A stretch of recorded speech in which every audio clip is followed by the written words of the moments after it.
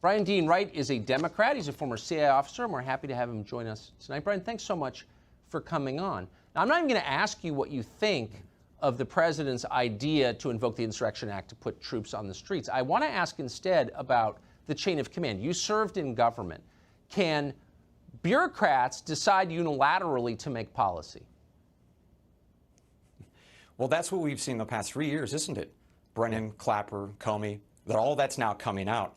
That's not a new phenomenon, of course. It's a horrifying one, but it's not new.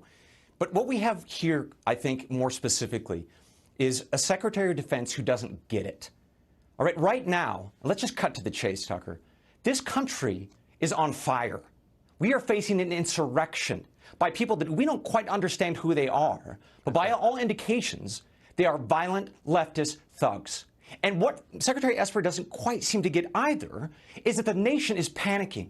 71% of us want the National Guard in our cities tonight.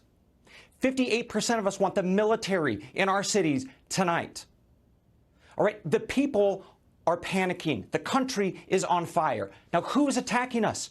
Mr. Esper should know this. Right. It's Antifa, Department of Justice, NYPD. Others are saying this very clearly. These are people, by the way, that we faced back in the 1960s and 70s and early 80s. These were people who were far leftist, Marx, Lenin, folks who embraced that ideology. They allied with Black Panther movements, and it took many years to finally put it down. Very dangerous.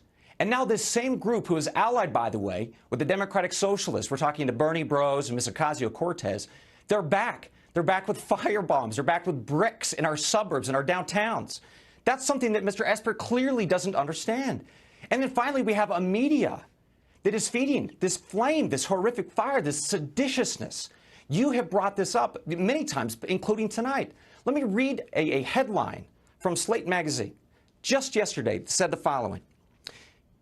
Peaceful protests are an important tool, but so is violence.